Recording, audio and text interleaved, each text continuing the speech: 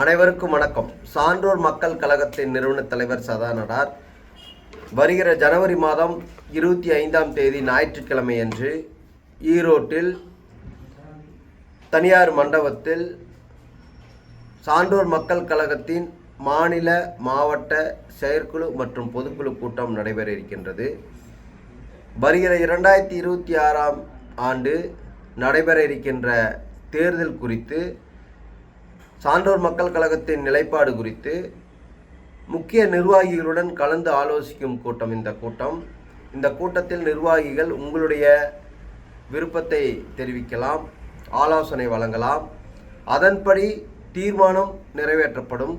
அந்த தீர்மானம் என்னவென்றும், யாருடன் கூட்டணி வைப்பதென்றும், திராவிட முன்னேற்ற கழகத்தில் இதுவரை நாங்கள் கூட்டணியில் இருக்கின்றோம், இனிமேல் இந்த தேர்தலை நாம் எப்படி சந்திக்க போகிறோம், அதை பற்றியும் கலந்து ஆலோசனை செய்வதற்கான இந்த பொதுக்குழு கூட்டத்திற்கு அனைத்து நிர்வாகிகளும், தமிழ்நாடு முழுவதும் இருக்கின்ற சான்றோர் மக்கள் கழக சொந்தங்கள் அனைவரும் கலந்து கொள்ள வேண்டும் என்று கேட்டுக்கொள்கின்றோம்.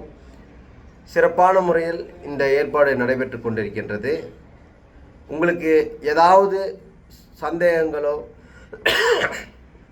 விவரங்கள் தேவைப்படுவோமானால் நீங்கள் தலைமை நிலை செயலாளரவோ மற்றும் நம்ம கட்சியோட தலைமை நிர்வாகிகளோட ஃபோன் பண்ணி கேட்டுட்டு அதற்கான முடிவுகளை நாங்கள் கலந்து ஆலோசிக்கிறதுக்கு நீங்கள் உறுதுணையாக இருக்கு. கண்டிப்பாக வந்து கலந்துக்கணும். நாம் கூட்டணி வைக்கும் கட்சி கண்டிப்பாக ஆட்சி அமைக்கும், அது எந்த மாற்று கருத்தும் கிடையாது. நம்ம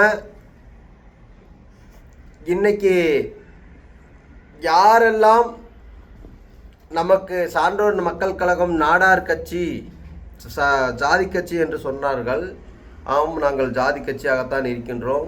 அந்த பிரிவினை நீங்கள் உண்டாக்கி வச்சுருக்கீங்க.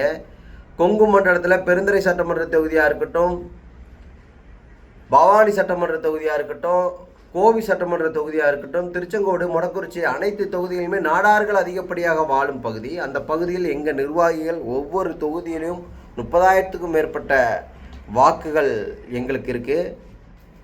எந்த கட்சி எங்களுடன் கூட்டணி வைக்கிறார்களோ கண்டிப்பாக அவங்க வெற்றி பெறுவார்கள், அது எந்த மாற்று கருத்தும் கிடையாது. திராவிட முன்னேற்ற கழகத்தின் முதல்வர் அவர்களும் துணை முதல்வர் அவர்களும் எங்களுக்கான அங்கீகாரத்தை கண்டிப்பாக கொடுப்பாங்கன்னு நம்புகிறோம். எங்களுக்கான தொகுதியை நாங்கள் கேட்டு பெறுவதற்கான இந்த நேரம், கண்டிப்பாக எங்களோட வலிமையை நாங்கள் நிரூபிப்போம்.